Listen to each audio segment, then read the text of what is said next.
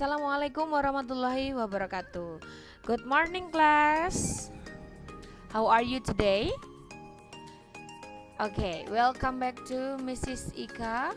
Today you are in English class. Back to me, Mrs. Ika Agustin Warsutoning Tias.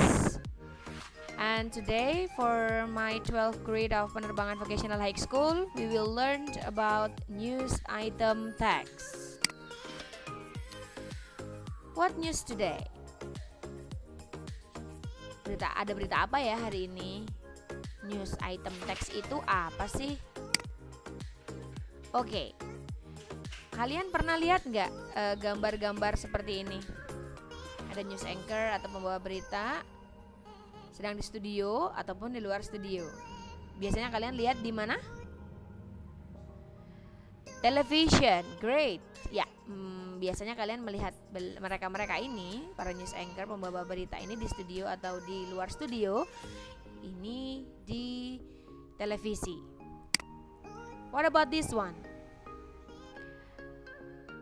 Mendengarkan sesuatu, entah itu berita, musik. Biasanya kalian bisa mendengarkan akses ini di radio. Good. Next. Nah, you want to read something every morning or every evening. Your mother and your father maybe, or your grandparents. Yup. Newspaper. Jadi news item atau berita itu bisa didapat di televisi, radio, koran. And what about this one? Di millennial era itu semua berita bisa diakses lewat online. Yes, online newspaper, magazine online, like that. Good. Yeah, today we will learn about news item tags. News item text atau berita, informasi yang ditujukan kepada publik tentang peristiwa yang sedang aktual dan dianggap penting.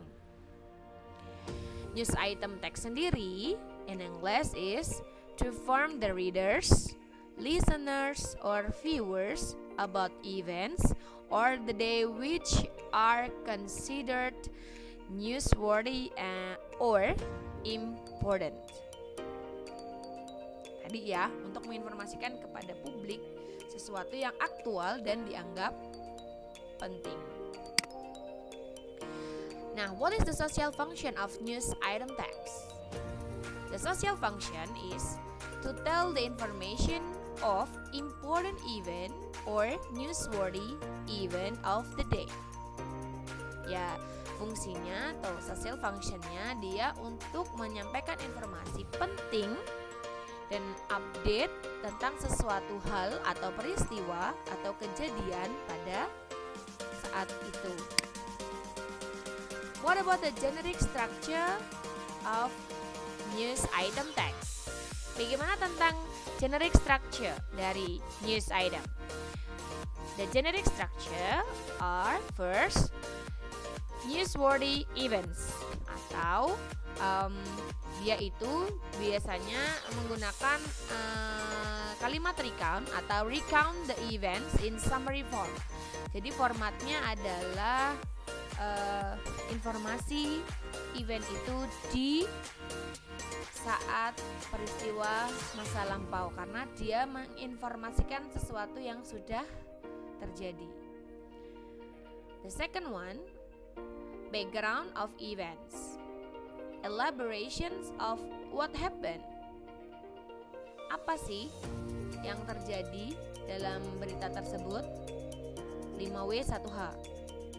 Ya, kita gunakan 5W1H. Apa saja yang ada di sana, bagaimana peristiwanya, kenapa itu bisa terjadi, kapan, siapa saja yang ada di dalamnya, dan sebagainya. Yang ketiga adalah tentang sources. Comment by participants in witnesses to an authorities expert on the event. Sources atau narasumber ini adalah yang memberikan informasi atau komentar yang terlibat di dalamnya. Mungkin bisa saksi atau orang yang memang terlibat di dalamnya, atau orang yang berada di event tersebut atau kejadian tersebut, atau orang yang memang ahli di bidangnya untuk berkomentar tentang peristiwa tersebut. Ini penjabaran lebih luasnya ya. Main event atau newsworthy event itu bagian pembuka yang isinya, kalau di dalam news item itu adalah bagian pembuka yang isinya biasanya memperkenalkan suatu peristiwa dan menjelaskan tentang apa, siapa, kapan, dan di mana. Nah, kalau elaboration or background event itu berisi penjelasan lebih lanjut terkait bagaimana dan mengapa kejadian tersebut bisa terjadi. Source itu bagian penutup yang berisi sumber-sumber dari berita yang diberitakan. This is the language features of news item text. Di news item text biasanya menggunakan simbol past tense karena menginformasikan informasi, kejadian, atau event yang sudah terjadi. Walaupun dia paling update, tetapi ketika kita menginformasikan suatu berita, informasi itu pasti sudah terjadi atau lampau, sehingga kita menginformasikan itu dalam bentuk simbol past tense atau bentuk kedua. Action verb, saying verb like told, said, kayak gitu ya. Kemudian adverb, kita menggunakan adverb juga ya, adverb of time, adverb of place, gitu, kata keterangan tempat, kata keterangan waktu. Nah, this is the example of news item text. The example is 7 killed in accident on Jalan Sultan. Nah, newsworthy event, background event, and sources-nya jelas sudah terpampang di sini. 7 people were killed in a collision between a bus, a car, and a truck at 10:35 p.m. on Jalan Sultan last night. Nah, background of event. Kejadian itu gimana kok bisa terjadi? Bagaimana peristiwa itu bisa terjadi juga diceritakan di background event. The dead were all passengers in the car. Police believe the car may have been trying to overtake the bus when it was struck by a truck coming from the opposite direction. The driver of the car may not have been using his lights, as the truck driver said he did not see the car approaching.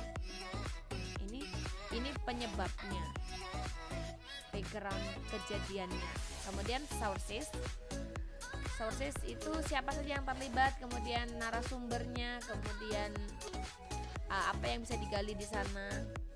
The police say the car should not have been trying to pass the bus since overtaking is not allowed by Jalan Sultan.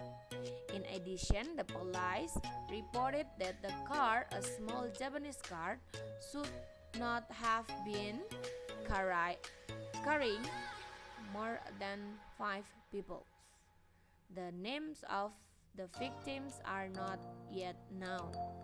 Nah, ini yang memberikan informasi tentang kejadian itu adalah polisinya ya. Jadi yang berhak dan berkompeten untuk menyampaikan informasi detail tentang kejadian tersebut. Bisa juga pakar, bisa juga ahli atau bisa saksi, tergantung siapa yang berada di dalam lokasi dan yang bertanggung jawab di sana. Oke, thank you very much. This is the explanation about news item facts.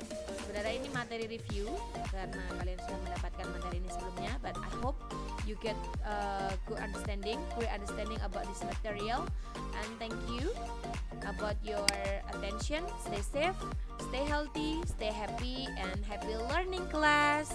See you next meeting. Wassalamualaikum warahmatullahi wabarakatuh. Thank you.